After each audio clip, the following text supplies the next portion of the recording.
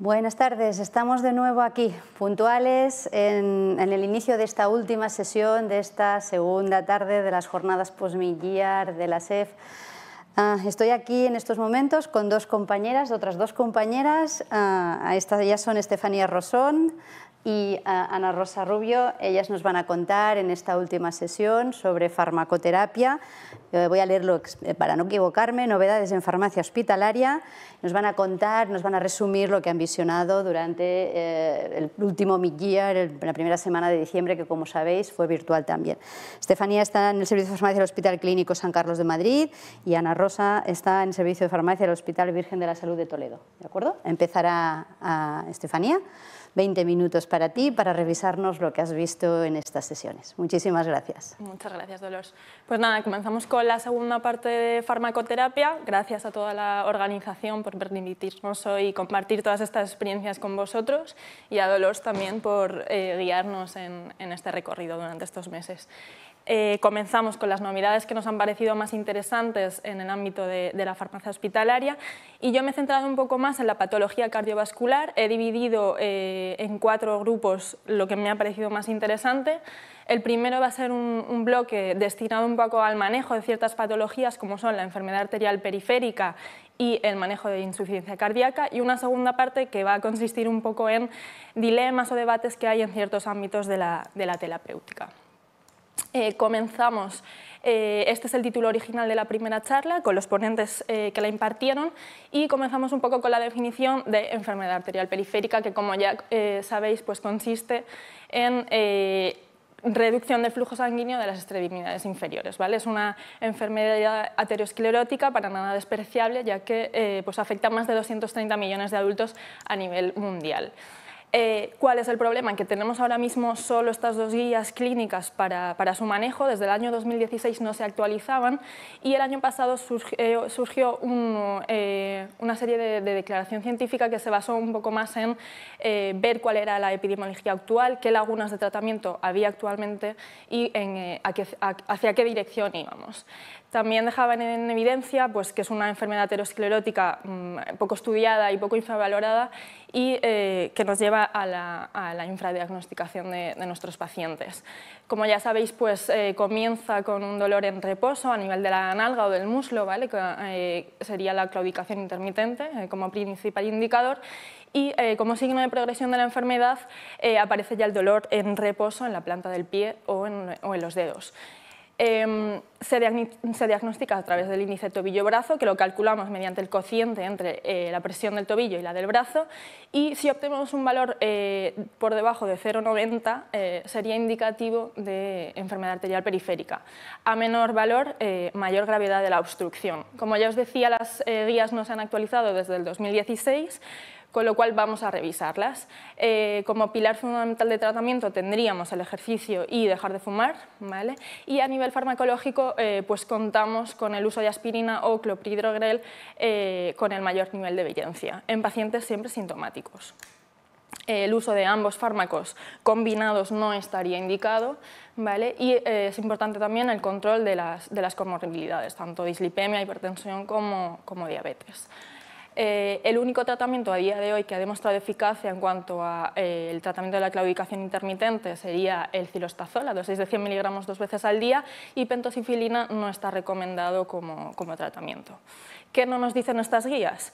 Pues en el año 2018, a través del estudio fase 3 COMPAS, surgió la indicación para rivaroxaban a dosis de 2,5 miligramos 2 veces al día, combinado con aspirina, en pacientes sintomáticos con alto riesgo de desarrollar acontecimientos isquémicos. ¿Vale? Y bueno, pues esto fue porque demostró reducir el riesgo de eventos cardiovasculares mayores en un 28%. Más tarde esta indicación se amplió para pacientes con enfermedad arterial periférica, pero que habían sido sometidos a una revascularización. Este es el estudio Voyager, que surgió en el año 2020. Vamos con la segunda parte de estos bloques, ¿vale? Y os voy a contar un poco qué hacer, cómo manejar a los pacientes con resistencia a diuréticos, pacientes con insuficiencia cardíaca aguda. Esta es una tabla que resume de manera muy visual cuáles son los mecanismos más que pueden influir un poco más en el desarrollo de esta resistencia, ¿vale? Y en función del grado de significancia o de importancia van en colores distintos. A día de hoy en rojo tenemos los más importantes, que sería la dosis de diuréticos y la reabsorción compensatoria de sodio a nivel del túbulo distal.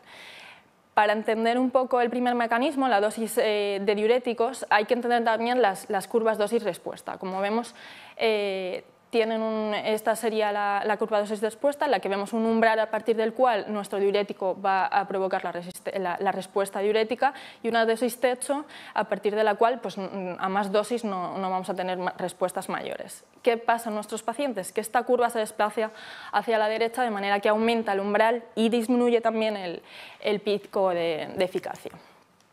Esto nos ayuda a comprender por qué ante un paciente que no responde a diuréticos, siempre que mantener la misma dosis no ayuda, no ayuda a mantener la dosis y a aumentar la frecuencia, sino que lo que tenemos que hacer es aumentar esa dosis que hemos dado al inicio.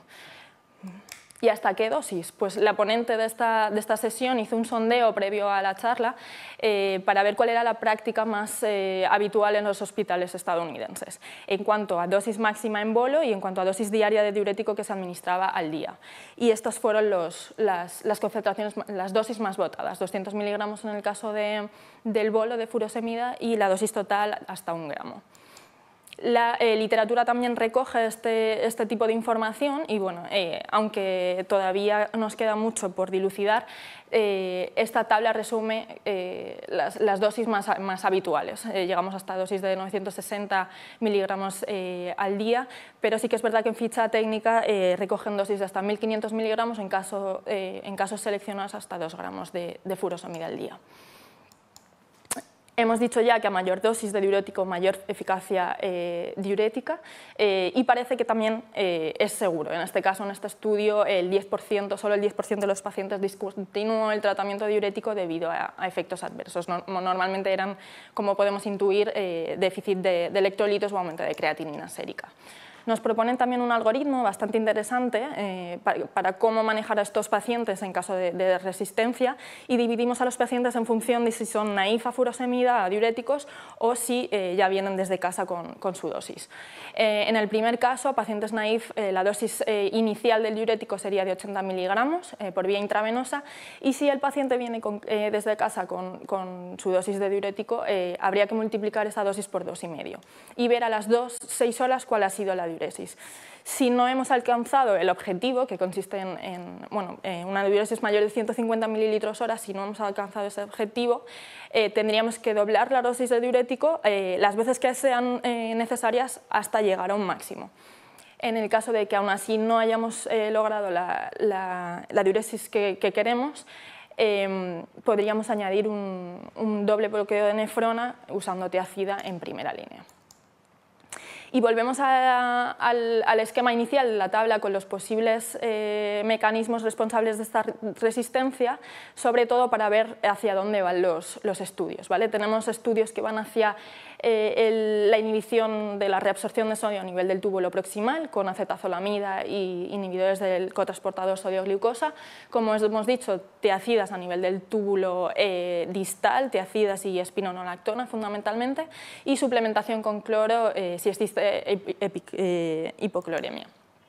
Otro de los temas fundamentales que se trataron fue que no hay que hacer afirmaciones absolutas en cuanto al manejo de estos pacientes. Vamos con la primera de ellas, que consiste en el empeoramiento de la función renal durante la diuresis. No siempre nos va a indicar que hay que parar el tratamiento diurético. De hecho, aquí hay algunos estudios que nos exponen en los que se comparó pacientes a los que les aumentó un poco la creatinina sérica, un aumento leve o moderado, versus pacientes a los que se los paró el tratamiento diurético ante esta situación. Y los que continuaron mostraron mejores resultados de cara al alta. En cuanto a la segunda afirmación, la ingesta elevada de sal siempre provoca respuesta diurética. Hay pequeños estudios que desmienten esta afirmación. Y bueno, hicieron 2 grupos en los que algunos restringían de manera intensa la dieta con sodio versus no tan intensa, y los parámetros fueron iguales al tercer día en cuanto a pérdida de peso y estabilidad clínica del paciente. Otra experiencia que también da solidez a esta afirmación es bueno, pues el uso de hipertónico, de bolos de hipertónico, junto con furosemida, con resultado del aumento de diuresis, posiblemente por su efecto osmótico. ¿Vale? Entramos ya en la segunda parte de esta charla con el dilema que hay en el uso de anticoagulantes en pacientes con fibrilación auricular mayores y pacientes con enfermedad renal terminal. Y poniéndonos un poco en contexto, pues ya sabemos que la prevalencia de la fibrilación auricular aumenta con la edad. ¿Qué pasa? Que con la edad se suman una serie de factores que pueden darle un poco más de complejidad al tratamiento. Estos son la polifarmacia, el riesgo de caídas que puedan aumentar el riesgo de hemorragia en nuestros pacientes, la demencia, que se les vaya a olvidar tomar la medicación. Pero bueno, el beneficio del uso de anticoagulantes en esta población supera los riesgos, ¿vale? Y aún así, esto ya son datos de la Sociedad Española de Geriatría, más del 35% de pacientes de más de 80 años no reciben anticoagulación. Entonces, bueno, es algo que tenemos que pensar. Nos presentan una serie de estudios con pacientes de esta edad. En este caso, este es un metaanálisis que nos presenta pues cuatro ensayos clínicos en los que se comparaban los distintos anticoagulantes de acción directa versus warfarina, en los que se vio que la reducción del riesgo de ictus o de embolismo sistémico favorecía el uso de anticoagulantes versus warfarina, a excepción de la dosis de dabigatran de 110 miligramos. En el caso del riesgo de sangrado, tanto apixaban como edoxaban mostraban estadísticamente diferencias y a favor de anticoagulantes versus antivitamina K. Rivaroxaban no mostró diferencias y dabigatran mostró mayor riesgo de hemorragias mayores que los antivitamina K. Mayores de 85 años tenemos poca evidencia. Este es uno de los estudios que compara apixaban con aspirina, favoreciendo el uso de apixaban en la reducción del ictus y del embolismo sistémico. Este es otro gran estudio con pacientes japoneses que comparaba el uso de edoxaban a dosis de 15 miligramos, que bueno, esta dosis no está aprobada en ficha técnica, pero este grupo de población no se consideraba que era candidato a recibir la dosis plena por la fragilidad de este grupo de pacientes y las características que tenían. A pesar de ello, favorecían también el uso de apixaban de edoxaban, frente a placebo. Otro gran estudio, en este caso observacional, de bastantes pacientes de una media de edad de 80 años que comparaban el uso de anticoagulantes orales directos frente a warfarina, también apoyaba el uso de anticoagulantes orales de acción directa. Estas son las dosis que tenemos actualmente habituales, ya nos las sabemos, lo voy a pasar rápido. ¿Y qué pasa en pacientes que tienen enfermedad renal terminal? Pues lo mismo, no hay datos suficientes porque la mayoría de estudios excluyeron a los pacientes con una enfermedad renal terminal bastante avanzada y bueno, pues son necesarios ensayos clínicos controlados y aleatorizados que nos ayuden un poco más a dilucidar qué dosis y qué anticoagulante utilizar en cada caso. Esto nos lleva a que las guías no tengan unas recomendaciones comunes y que bueno, no se posicionan a favor ni de uno ni de otro y que los consensos sean dispares. En cuanto a la farmacocinética, apixaban y rivaroxaban tienen menor porcentaje de eliminación renal y a nivel de su capacidad dialítica, rivaroxaban no se dializa y apixaban y edoxaban lo hacen mínimamente. También es importante saber qué tipo de diálisis está recibiendo el paciente porque en diálisis peritoneal la eliminación de los fármacos es menor comparado con la intermitente.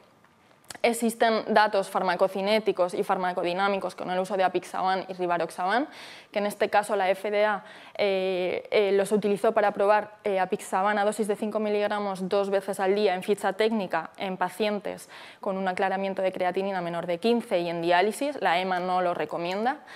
Y esta tabla que os expongo a continuación, dejo la referencia abajo porque bueno, yo ya tenía un poco de lío en cuanto a qué era lo recomendado y de manera bastante gráfica expone cuáles son los posicionamientos de la FDA, de la EMA y bueno, de las distintas recomendaciones que existen con cada anticoagulante de acción directa.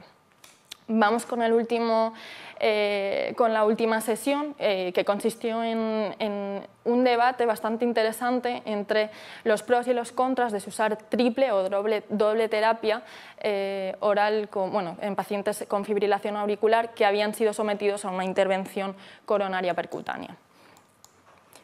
¿Cómo llegamos a esto? Antes de nada, pues ante un accidente, ante un síndrome coronario agudo, y el paciente se ve sometido a una intervención coronaria percutánea, para evitar la trombosis futura del stent y el infarto de miocardio, el paciente se doble anteagrega.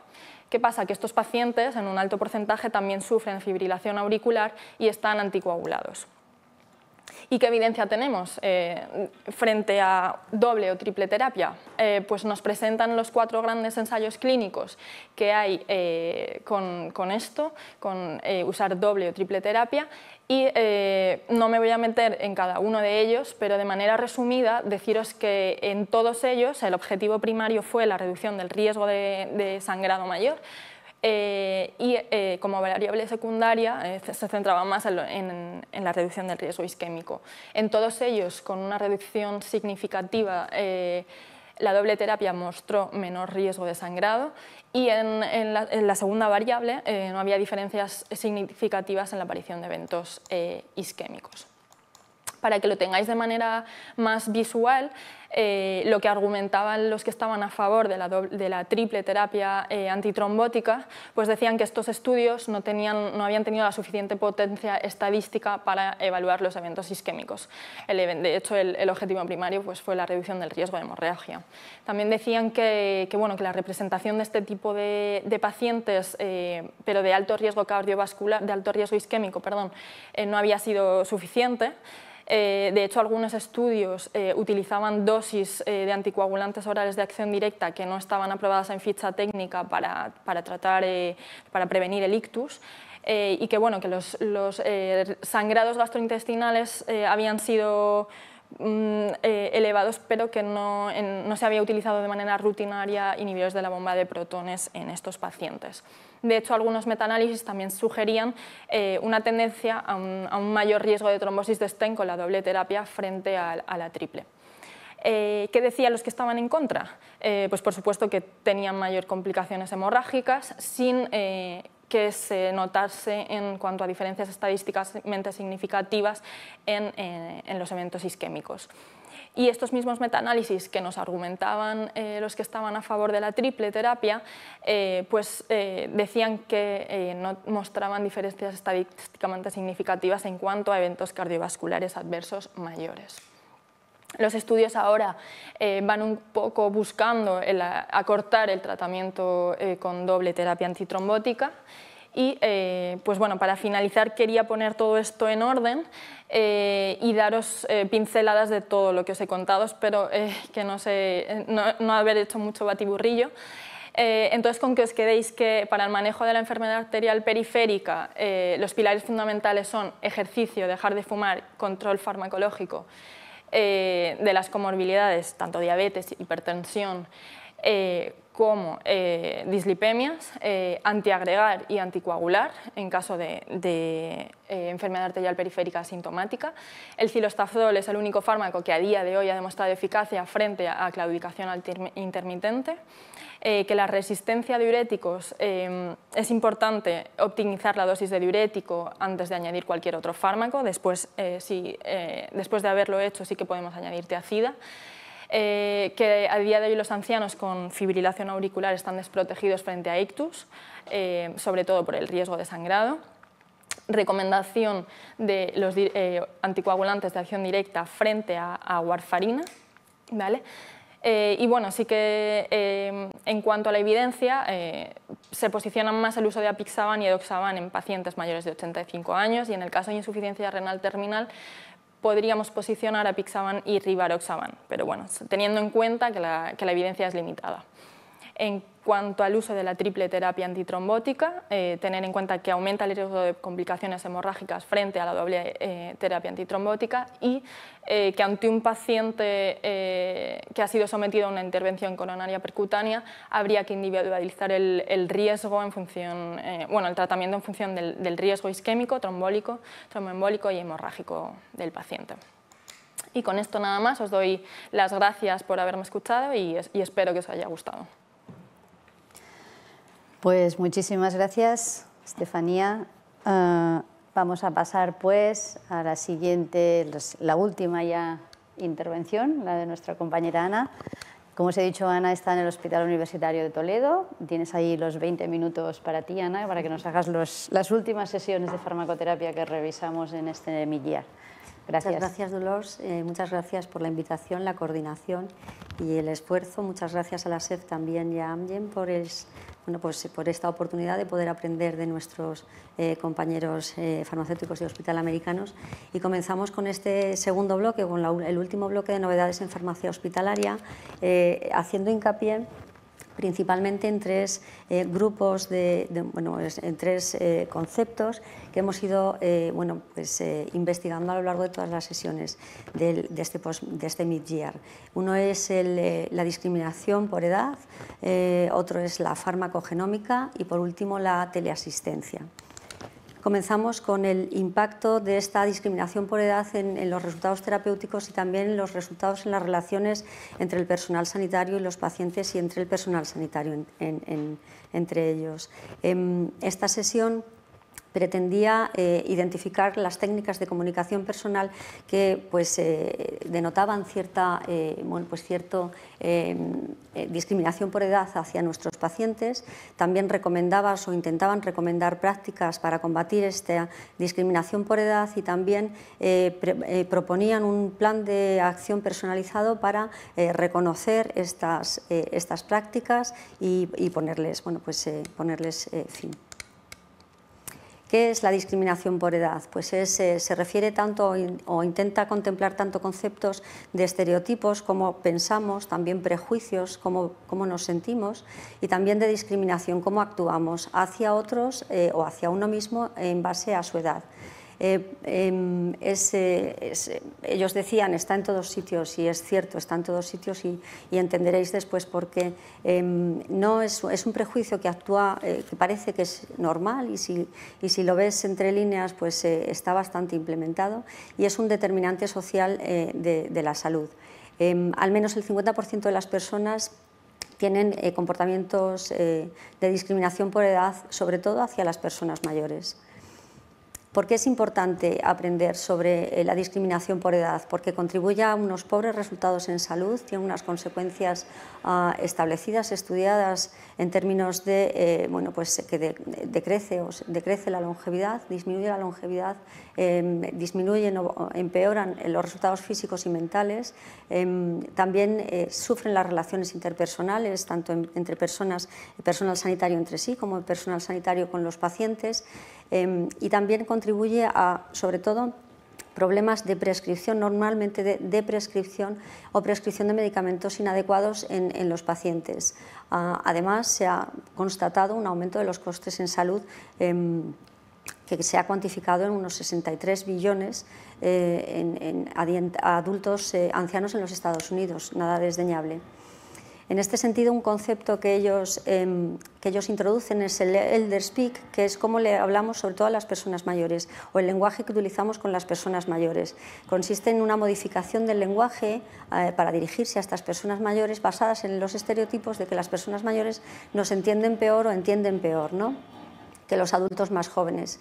Se caracteriza por cuatro determinantes: es el uso de diminutivos, el uso inapropiado de pronombres en plural, hablarles en un tono alto, en un tono elevado, hablarles despacio y hacerles preguntas repetitivas para que ellos confirmen, ¿no? Esto es una de las típicos comunes de esta manera de hablar a los pacientes ancianos.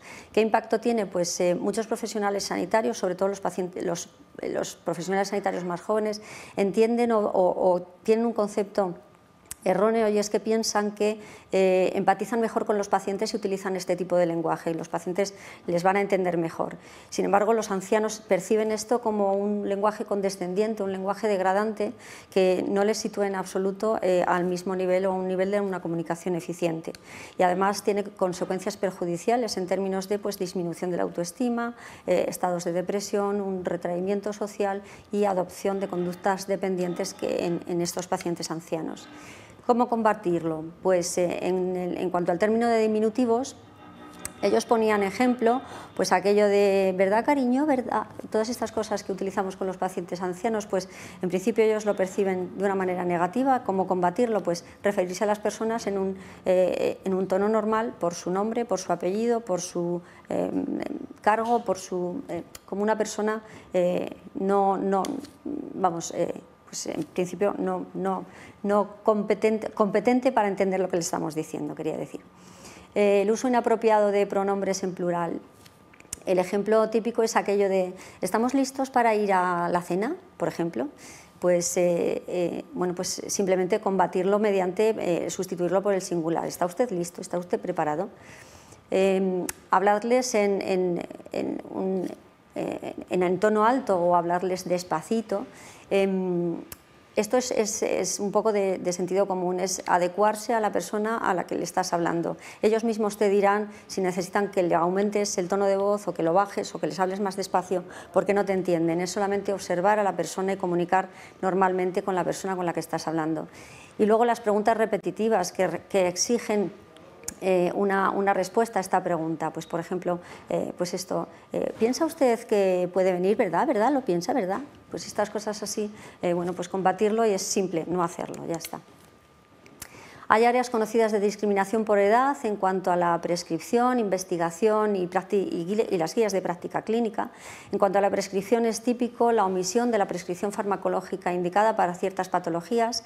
Cada vez es más común y evidentemente lleva a unos peores resultados en salud. Aunque a veces es cierto que no prescribir puede ser lo correcto, y de ahí pues tener en cuenta los fundamentos del paciente y de la familia para adecuar esta idoneidad de la prescripción de determinados medicamentos. Desde las farmacias tenemos las herramientas necesarias para el análisis de esta prescripción a través de herramientas como el índice de adecuación de las medicaciones o los criterios START, y también tenemos la posibilidad de seleccionar aquellos medicamentos que son más idóneos para pautar en aquellos contextos clínicos que tienen las personas mayores en algunos momentos, ¿no? Y también tenemos ya mucha trayectoria en la realización de estudios de utilización de medicamentos para identificar estas áreas de prescripción insuficiente y algunas otras posibilidades de educación. En cuanto al área relacionada con la investigación, es lo que ellos llamaban la medicina geriátrica sesgada por la evidencia, es decir, hay un reclutamiento insuficiente normalmente en los ensayos clínicos de los pacientes ancianos, bien porque los criterios de exclusión sean explícitos por límites de edad o sean implícitos por comorbilidades, por cargas cognitivas, etc., ¿no? En cuanto a las guías de práctica clínica, pues si estos ensayos clínicos en los que se fundamenta toda la eficacia de los tratamientos no incluyen pacientes ancianos, tenemos evidentemente una laguna. No sabemos cómo van a responder estos pacientes ancianos a estas terapias, ¿no? Algunas prácticas para combatir la discriminación por edad, pues basadas sobre todo en la educación, en la capacitación, en empatía para profesionales de la salud. Estas modalidades pueden ser de exposición directa con los pacientes ancianos o de programación a través de juegos de simulación, que es lo que haría un paciente anciano en ciertas circunstancias, ¿no? Y como último objetivo, esta charla proponía un plan de acción personalizado para reconocer estas tendencias personales y sistemáticas de la discriminación por edad. Y este plan de acción era primero el reconocimiento de estas prácticas y, cuando las llevamos a cabo, los estudios de utilización de medicamentos basados en las herramientas de las que disponemos, y, muy importante, incluir o proponer comités de diversidad e inclusión para realizar estas políticas inclusivas. Hay muchos organismos que están concienciados por estas prácticas de discriminación por edad, y aquí os dejo varias iniciativas que se han llevado a cabo. Y como últimos mensajes, bueno, la discriminación por edad tiene resultados negativos, es importante la educación de los profesionales de la salud, y el mensaje final y el más importante es que abordar este problema comienza en cada uno de nosotros mismos, reconocerlo, practicar formas para evitarlo y abogar por el cambio cuando lo detectamos. Pasamos al segundo concepto que hemos revisado, que es la farmacogenómica. Con esta ponencia que a nosotros, bueno, a mí me pareció magistral, tanto en el fondo como en la forma, como fue expuesta y como en la conveniencia basada, bueno, pues ahora mismo estamos todos inmersos en todos estos comités de medicina personalizada con la farmacogenómica en nuestro foco, y entonces, bueno, pues me pareció bastante conveniente, sinceramente. Esta charla, bueno, pues quería identificar bueno, pues qué pruebas son apropiadas para realizar en una clínica de farmacogenómica, cuál es el papel del farmacéutico ahí y qué implicaciones a lo largo de la vida tiene en los pacientes pediátricos cuando son utilizadas. ¿Qué es la farmacogenómica? Pues es el estudio del impacto de la expresión génica, tanto en la farmacocinética como en la farmacodinámica de los fármacos. Tiene el objetivo principal de reducir las reacciones adversas a los medicamentos, que se han cuantificado hasta en un 6% responsables de los ingresos hospitalarios al año en los Estados Unidos, con una carga económica de más de más de 1.000 millones de dólares al año. Se pueden utilizar también como pruebas complementarias como requisito para iniciar un tratamiento o como cribado previo al inicio del tratamiento. Es específicamente útil en fármacos con altos perfiles de toxicidad. Se ha descrito que mejora la adherencia y es requerido para muchos medicamentos en investigación clínica. Es útil para el ahorro de costes, es útil para algunos medicamentos que están diseñados solamente para ser efectivos ante ciertos estados mutacionales, y es muy importante disponer de guías validadas para saber qué hacer cuando nosotros detectamos estas mutaciones y cómo dosificar o cuál es la farmacoterapia que tenemos que aplicar. Nos dejaban aquí varios ejemplos de fármacos y determinadas mutaciones que son importantes. Ellos habían constituido un servicio de farmacogenómica clínica en colaboración con otros departamentos del hospital, que daba servicio tanto a pacientes hospitalizados como a pacientes externos. Podían recibir pacientes de diferentes entornos. Han llevado a cabo bastantes trabajos de investigación en curso, y también, bueno, pues nos dieron unas cifras de un volumen de pacientes, bueno, pues hasta el 92% de los pacientes evaluados obtuvieron un resultado procesable. Este es un esquema que nos mostraba un poquito cuáles son las funciones de este comité y cómo está estructurado. Lo más importante de aquí destacar que es un comité multidisciplinar que integran farmacia, cardiología, servicios relacionados con el aparato digestivo, renal, genética, pero también los especialistas o expertos en análisis de datos. Este comité se encarga de revisar y aprobar las directrices y las recomendaciones y de integrar toda esta información en la historia clínica electrónica del centro. Y bueno, pues han constituido una consulta de pacientes externos en la que, bueno, pues realizan estas determinaciones y hacen seguimiento y consejo. ¿Qué resultados han obtenido? Importante, que hasta un 57% de los pacientes que habían sido demandados para determinar una determinación genética, una determinación mutacional concreta, había sido un resultado clínicamente relevante y con aplicación a la farmacoterapia. Y lo más importante es que en aquellos pacientes en los que no se había solicitado nada, pero ellos incidentalmente habían encontrado una mutación genética, esta había sido de importancia farmacoterapéutica o de implicaciones farmacoterapéuticas hasta en un 89% de los casos, muy importante. Con relevancia clínica en todos aquellos mutaciones que se definieron, y también con algunos servicios mucho más implicados, como el servicio de psiquiatría. ¿Cuándo realizar estas pruebas? Pues cuando se tienen que poner en la balanza varias situaciones, si supone un ahorro de costes, si tiene alguna aplicación farmacoterapéutica, y sobre todo con fármacos con bajo índice terapéutico, con toxicidad y dosis efectiva estrechamente relacionadas, cuando existen directrices que nos digan qué podemos hacer con esa determinación en la farmacoterapia relacionada, y cuando hay un ensayo clínico validado. Esta consulta o este servicio lo que hace es integrar todas estas alertas en la prescripción, de manera que el médico, cuando prescribe, pues le salta estas alertas y sabe que tiene que solicitar una determinación farmacogenómica. ¿Qué buscan después? Pues agregar toda esta información en plataformas, alertar de pruebas preventivas, crear una plataforma de tecnologías basadas en tecnologías de la información y comunicación con todos estos resultados, ampliar su espectro de pruebas y bueno, pues, crear con los pagadores casos de uso para definir modelos de pago. Desafíos: educación y capacitación, comprensión clínica, fiabilidad de las pruebas, variables de confusión que tienen que resolver, coberturas desde el punto de vista financiero y algunos desafíos éticos.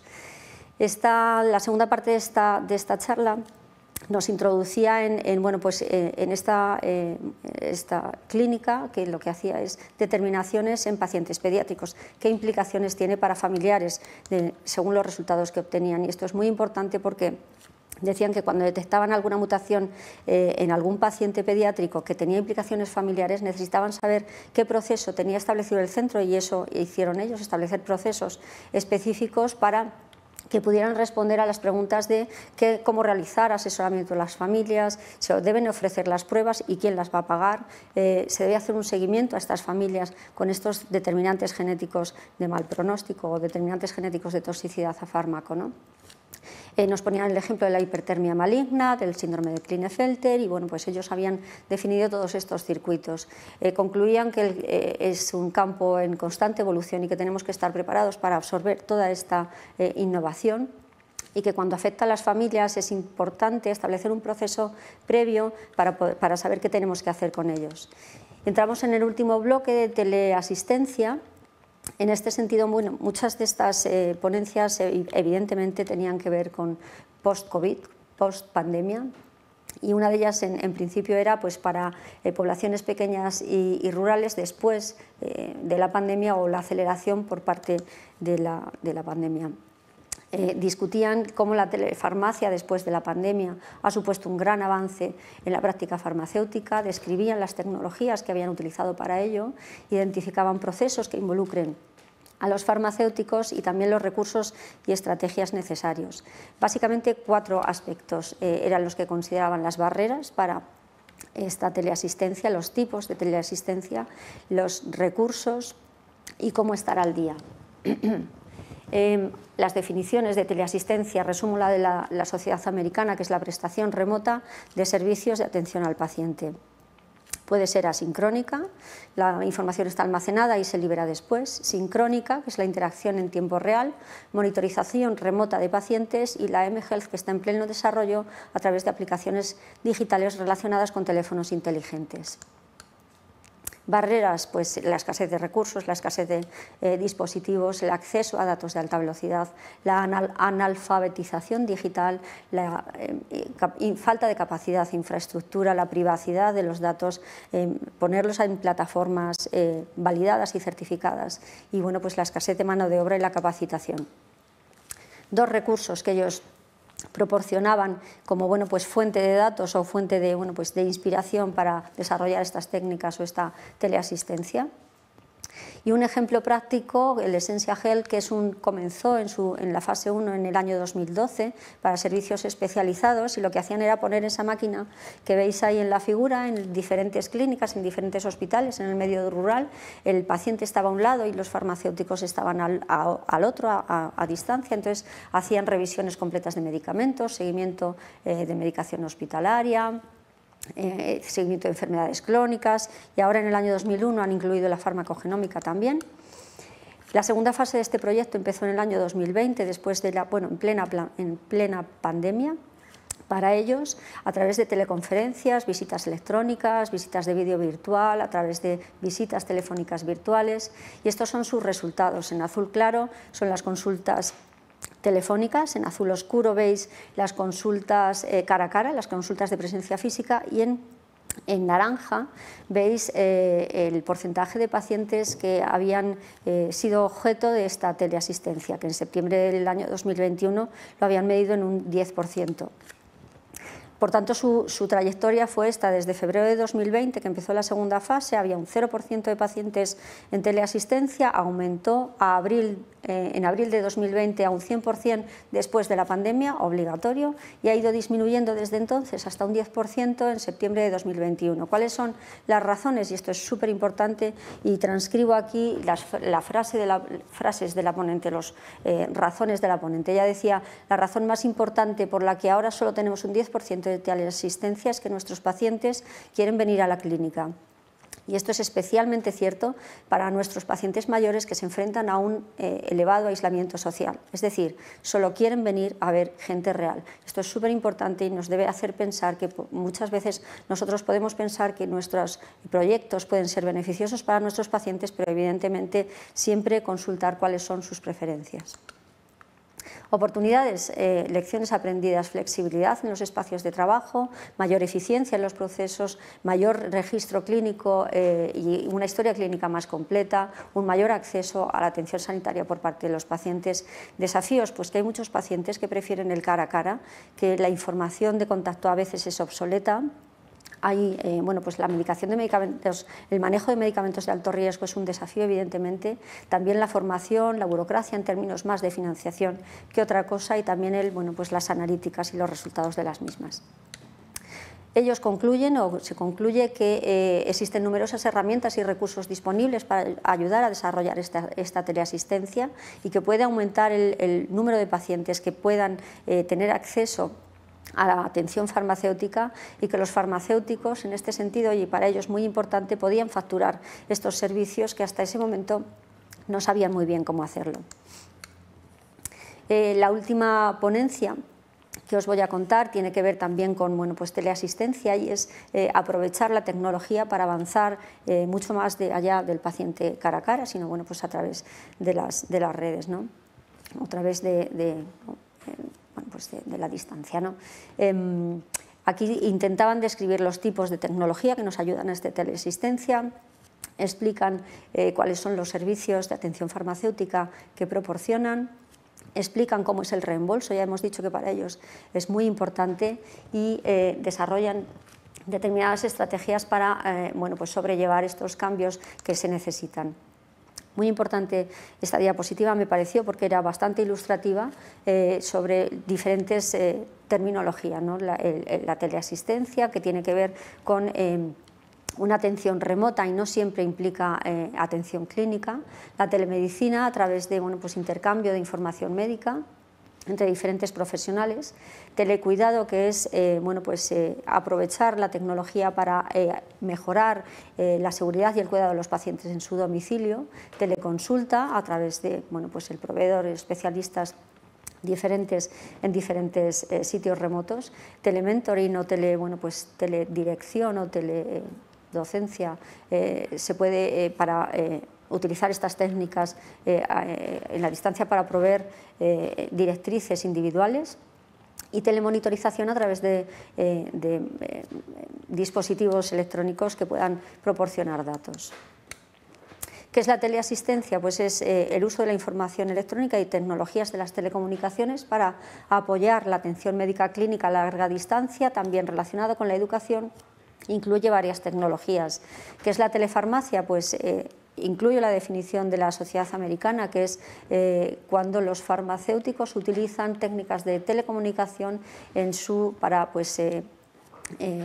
gestionar toda la atención farmacéutica que proveen a sus pacientes. Beneficios, pues mejora el acceso, evidentemente, es coste efectivo, mejora la calidad de la atención y responde a la demanda de los consumidores. Tipos de teleasistencia en telefarmacia, en términos de telefarmacia también, sincrónica y asincrónica. Enfoques pueden ser visitas virtuales, interacciones a través del chat o de diferentes tipos de chat. Y se han identificado aquí en esta diapositiva, os dejo reflejados ciertas páginas que tienen un certificado de intercambio de datos que nos permite este intercambio de datos de una manera segura. Ellos tienen un servicio, ellos tenían un servicio que le llamaban el Pharmacy Call Center y en el que tenían muy bien definidas las responsabilidades de cada uno de los miembros y tenían muy bien definidas los circuitos, el modo de comunicación y las partes que se estaban comunicando y bueno, pues ¿qué es lo que hacían? Pues hacían monitorización remota, hacían servicios de telefarmacia, revisaban las órdenes de medicación a distancia y también, pues como siempre, pues respondían a cuestiones relacionadas con los medicamentos. ¿Cuál ha sido el impacto de esta consulta de telefarmacia? Pues han disminuido en este tiempo que llevan con esta implementación, han disminuido los errores relacionados con medicamentos de alto riesgo de 37 a 5 y han aumentado el coste evitado por mes por estos errores de medicación hasta en $69.000, $70.000 mensuales en coste evitado. ¿Qué elementos consideran ellos que son los elementos de éxito? Pues un modelo de atención programada que alcanza a muchos pacientes y que mantiene una monitorización e intervención frecuentes. Y los resultados han sido positivos tanto en términos humanísticos como en términos clínicos como en términos financieros. Desafíos, pues las licencias interestatales y problemas regulatorios que ellos tienen, situaciones en las que es preferible las visitas cara a cara, pues cuando hay que abordar algunos temas delicados, el acceso limitado a dispositivos tecnológicos y que no todo el mundo está muy contento con la tecnología o muy cómodo utilizando la tecnología, y también hay una cuestionable aceptación cultural de la realización de visitas virtuales en lugar de las visitas en persona. Y conclusiones que nos aportaban, pues que los servicios de telemedicina deben seguir integrándose en la práctica clínica, que es importante el término del reembolso, que ellos han conseguido reembolsar poder financiar esta teleasistencia o telefarmacia.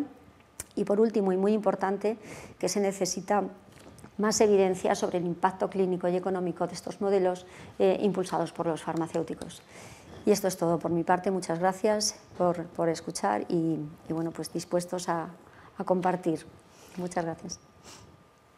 Pues muchas gracias a las dos. De verdad, ha sido de nuevo un súper resumen de todo lo que visionasteis, tú más a nivel de lo que son las grandes ponencias de hora y media, con estos grandes pros y contras, esas grandes sesiones que siempre nos llevan, ellos lo llevan siempre al límite y la verdad es que es importante porque son increíbles estas sesiones, luego nos cuentas y tú tomas la parte de nuevas actividades en la atención farmacéutica y más, o sea que muchísimas gracias a las dos por este resumen que sé que es complicado porque es mucho. Han entrado algunas preguntas, vamos allá. La primera será para Estefanía. Quizá no es muy en relación a esto, pero creo que seguro que tiene algo que ver. Dice, desde el Hospital Universitario Virgen de la Richaca tenemos una vía clínica de insuficiencia cardíaca con una consulta clínica de cardiología con agenda farmacia hospitalaria y seguimos a los pacientes tras el ingreso hospitalario. Me gustaría saber si has visto algo, si ellos están trabajando en este campo, si están trabajando, entiendo, dentro del seguimiento de los pacientes tras el ingreso hospitalario en una consulta de cardiología. Pues durante el congreso la verdad que no he escuchado ninguna charla que nos cuente un poco cuál es la práctica que ellos hacen, pero desde mi experiencia puedo comentaros que sí que es verdad que una de las especialidades, una de las maneras en las que ellos más se especializan es o se quedan en el hospital viendo pacientes ingresados o se van al ambulatory care, que ellos llaman. Y allí sí que es verdad que tienen una consulta de un farmacéutico que se encarga del seguimiento de este tipo de pacientes, pacientes con insuficiencia cardíaca, en el que ellos son los que ajustan la medicación antihipertensiva, también tienen consultas de fibrilación auricular y ellos son los que llevan el control del sintrón, por así decirlo, y bueno, podríamos ampliarlo también al control de dislipemias y a las guías, lo que has comentado en guías, podrían participar también a nivel de protocolos o a nivel de seguimiento de estos pacientes, ellos tienen ¿no? todo muy protocolizado y bueno, de manera consensuada con el médico, pues es una manera también de quitarles mucha carga asistencial y bueno, también es un campo en el que podríamos aportar mucho y sobre todo quitar trabajo y ayudar un poco al sistema, ¿no? Perfecto. Pues bueno, espero que las respuestas, yo creo que ha contestado perfectamente, espero que si no, pues creo que estamos, bueno, seguro que Estefanía está a vuestra disposición. Tengo varias. Una para Ana Rosa. Dice Ana Rosa, Ana, ¿cómo ves el futuro inmediato, inmediato de la telefarmacia en nuestro medio? Inmediato, wow. Bueno, inmediato. Sí, aquí dice inmediato. Bueno, a ver, inmediato lo veo... A ver, veo que avanzamos lento, sinceramente. Nos pusimos a hacer cosas durante la pandemia que, bueno, pues han quedado a lo mejor en proyectos pequeños, en hospitales pequeños, bueno, en hospitales pequeños o grandes, da igual, pero en proyectos pequeños y muy locales. Y desde mi punto de vista tendríamos que movernos un poquito para mantener esto, porque si no vamos a volver a la inercia de nuestro trabajo diario y estas cosas se van a olvidar. Y es una pena que queden proyectos locales y no haya un proyecto global y bonito en el que trabajar. A ellos les ha pasado. Se han caído. Hemos visto que este 100% obligatorio han pasado a 75 y al año están en el 10%. Y las razones eran muy evidentes. ¿Creéis que estas razones pueden también estar en nuestro medio? ¿Que los pacientes quieren venir? Sí, yo creo que sobre todo en esa población anciana que decimos que tienen más aislamiento social, y yo creo que también es una excusa que tienen ellos de salir a la calle y de interactuar. Yo entiendo que sí que es verdad que puedan querer ir y desplazarse al hospital. También hay pacientes que pues no pueden desplazarse porque estén más incapacitados y bueno, pues en ese grupo de población sí que podríamos. Se trata pues de trabajar con los pacientes, preguntar a los pacientes y posteriormente quizá priorizar grupos de pacientes. Y luego hay áreas, yo creo que también es complementaria la asistencia, no tiene nada que ver, o sea, no tiene que ser o blanco o negro. Yo creo que es complementaria y esto sería buenísimo implementar, pues concretamente en el área en el que yo me muevo, que es oncología, pues sí que es verdad que hay muchos pacientes que necesitan un seguimiento remoto y no tenemos que hacerles venir al hospital porque son tratamientos, en principio, algunos largos, algunos también es verdad que hay pacientes que bueno, pues pueden experimentar efectos adversos que pongan o comprometan un poquito la adherencia, y ese seguimiento más cercano de los pacientes yo creo que no quita que luego tengan que venir al hospital a hacer otras cosas, ¿no? Yo creo que es complementario. Esto lo has visto, se lo han planteado ellos también, sí lo has visto. Sí.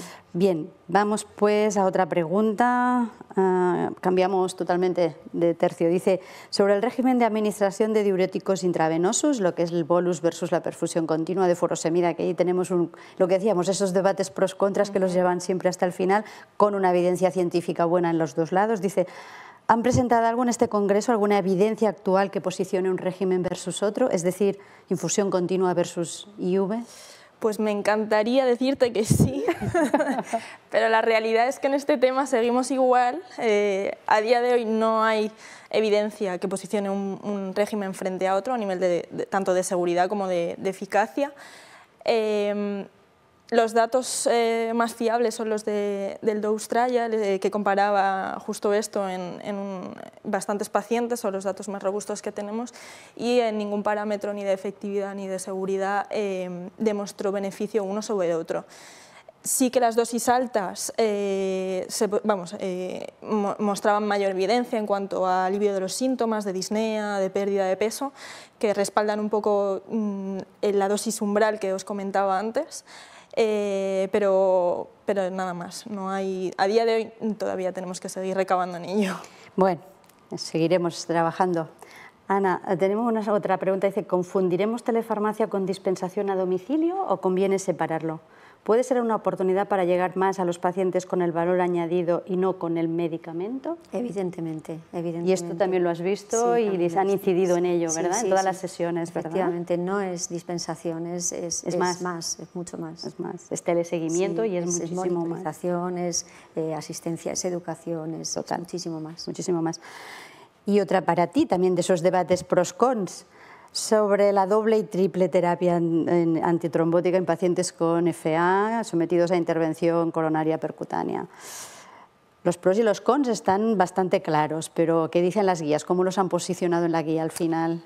Bueno, pues yo creo que lo importante de esto es no generalizar, ¿no? Y bueno, pues teniendo delante al paciente y viendo un poco su riesgo isquémico versus hemorrágico, individualizar el tratamiento. A día de hoy, el año pasado la Sociedad Americana sacó un consenso en cuanto al manejo de estos pacientes con FA sometidos a intervención coronaria percutánea, y lo que ellos recomiendan es mantener triple terapia desde el momento de la intervención hasta que se van de alta o unos días después, que suele durar hasta una semana. Si el paciente tiene alto riesgo de hemorragia o alto riesgo de sangrado, mantener la doble terapia solo durante el primer mes, que es durante el mes en el que podemos tener un poco más de eventos isquémicos, y ya luego mantener solo clopidogrel más el anticoagulante oral durante 6 meses, y ya solo a partir del 6.º mes ya estaría indicado solo la anticoagulación. Monoterapia. Si el paciente tiene bajo riesgo de sangrado, podemos ampliarlo un poquito más. Un poquito más. Bueno, las guías están claras, sí, y eso es bueno. Entramos en los últimos 5 minutos, pero una antes para ti, Ana. Dice, en cuanto a la aplicación de la farmacogenómica, gran punto. ¿Cómo percibes la integración de los farmacéuticos en los equipos multidisciplinares en los próximos años? Justa y necesaria. Sí, porque quiero decir, bueno, es una de las cosas por la que a mí esta ponencia me gustó especialmente. Nos estamos moviendo todos actualmente pues, en esta medicina personalizada, medicina de precisión, y necesitamos pues, aportar el valor que tenemos los farmacéuticos en el conocimiento de fármacos, en el conocimiento de farmacogenética, en esos comités multidisciplinares. Yo creo que es necesaria la integración de todos los especialistas que tienen que ver, pediatras, incluida la dirección del centro. Esto es evidente y tenemos muchísimo que aportar ahí. Me consta que hay mucho movimiento y hay muchos pues compañeros nuestros que ya forman parte activa de estos comités con resultados positivos. Sí. Fenómeno. Y luego hay una para mí. Fijad, nos dicen pros y cons para Barcelona. Me imagino que esto es... estáis reclamando las sesiones de pros y cons para el próximo congreso de la SEF, que sabéis que será, si la situación epidemiológica nos deja, será presencial en Barcelona este noviembre, todos lo sabéis. Bueno, pues de acuerdo, lo comento con el comité científico, y formo parte del comité organizador, comité científico, lo comento con ellos e intentaremos introducir sesiones de pros y cons para Barcelona. Ese es otro guante, me lanzan guantes continuamente, lo recojo también y lo comentaré con mis compañeros del comité y a ver si entre todos conseguimos una de esas sesiones o un par de sesiones de pros y contras. Sin más, si os parece, muchísimas gracias a las dos de nuevo por aceptar la invitación a participar en esto, que esto es trabajo, y muchísimas gracias también por el esfuerzo y de resumir y de estar hoy aquí también preparando esta sesión y compartiéndola con todos. O sea que muchísimas gracias. Y en estos momentos entramos ahora ya en el bloque de conclusiones en las que, como ayer, voy a concluir en realidad tengo 7, 8 o 9 pinceladas de lo que ha pasado hoy esta tarde aquí con nosotros.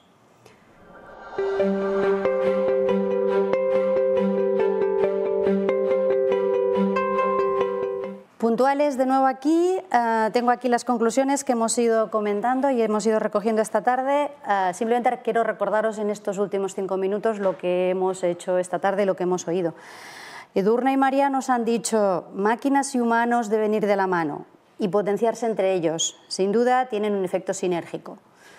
También nos han comentado, nos han proporcionado las incógnitas de la ecuación de cómo se debemos utilizar y cómo debemos gestionar estos datos. Nos han dicho que la inteligencia artificial ya no es futuro, ya es una realidad. El reto es identificar las áreas donde pueden ser de utilidad y donde podemos potenciar su desarrollo como farmacéuticos de hospital.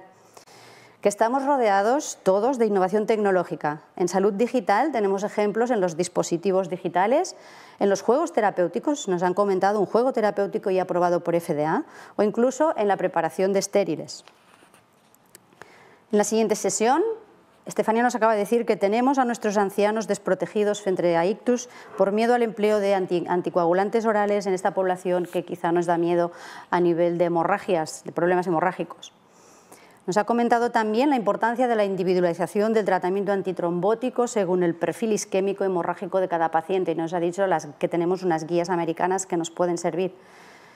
Y Ana nos ha comentado que los farmacéuticos de hospital podemos aportar mucho en aportar datos sobre estudios de impacto real de la telefarmacia en nuestros pacientes y, como bien ha dicho ya, también podemos aportar mucho en los equipos multidisciplinares en cuanto a todo lo que viene en farmacogenética. Sin más, yo en estos momentos vamos a entrar ya en la última sesión de estas jornadas post-mid-year, la última sesión titulada Relaciones institucionales, SEF, American Society of Hospital Pharmacy, y para ello nos acompañarán nuestra presidenta, la doctora Olga Delgado, nuestro vicepresidente, el doctor Jordi Nicolás, y el doctor Douglas Shackelford, Senior Vice President de la American Society of Health System Pharmacy. Con ellos van a discutir y a comentar las relaciones entre las dos sociedades que se han producido durante este último mid-year, así como las actividades y los nuevos proyectos que vamos a desarrollar juntos. Pero antes yo me despido de todos vosotros. La verdad es que han sido dos días intensos, la verdad es que ha sido difícil, pero a la vez muy gratificante estar aquí. Gracias por habernos acompañado durante estas 2 tardes, que espero que hayan cumplido vuestras expectativas. Y os invito a que permanezcáis atentos a esta última sesión, que seguro que va a ser de mucho interés. Muchas gracias a Amgen por seguir ayudando al proyecto. Muchas gracias a Clover, porque por hacer fácil lo difícil tenéis que ver el montaje, lo que tenemos aquí, este plató. Es realmente complicado y muchísimas gracias. Y por supuesto, muchas gracias a la SEF por seguir creyendo en este proyecto y por habernos acogido en su sede, que hoy ha sido realmente maravilloso estar aquí. Un saludo a todos y hasta pronto.